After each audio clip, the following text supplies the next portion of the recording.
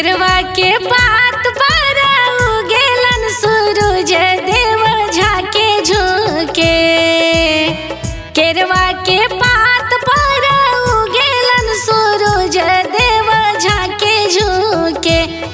करेलू छठ बरतिया से झाके झुके। करेलू छठ बरतिया से झाके झुके। नारियल के पात पर उगेलन सूरज देव झाके झुके। नारियल के पात पर उगेलन सूरज देव झाके झुके। करेलू छठ बरतिया से झाके झुके।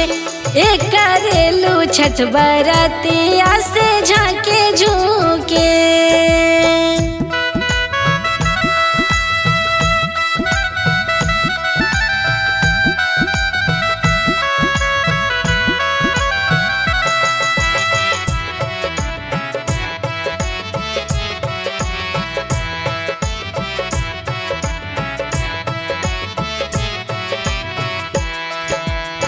केरवा के पात पर उगेलन सूरज देव झाके झुके। केरवा के पात पर उगेलन सूरज देव झाके झुके। करेनी छठ बरतिया से झाके झुके। करेनी छठ बरतिया से झाके झुके। नारियल के पात पर उगेलन सूरज देव झाके झुके। नारियल के पात पर उगेलन सूरज देव झाके झुके।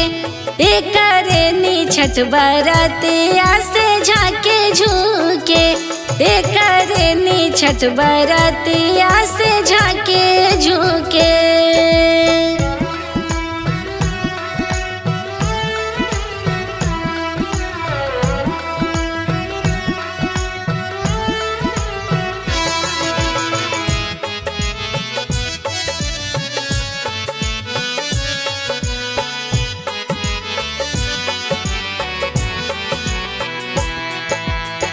हम तो से पूछले भूखल तिवाइया तू केकरा लागी। हम तो से पूछले भूखल तिवाइया तू केकरा लागी। करेलू छठ बरतिया तू केकरा लागी। करेलू छठ बरतिया तू केकरा लागी। हम रोजे स्वामी श्री राम ऐसन स्वामी से उनका लागी। हम रोजे स्वामी श्री राम ऐसन स्वामी से उनका लागी। करेनी छठ बरतिया से उनका लागी। करेनी छठ बरतिया से उनका लागी।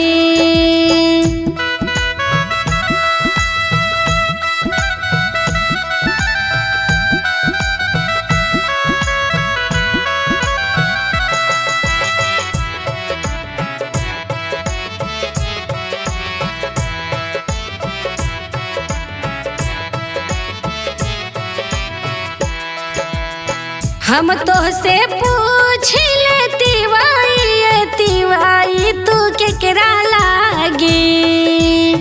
हम तो से पूछले तिवाई तू केकरा लागी। करेलू छठ बरतिया तू केकरा लागी। करेलू छठ बरतिया तू केकरा लागी।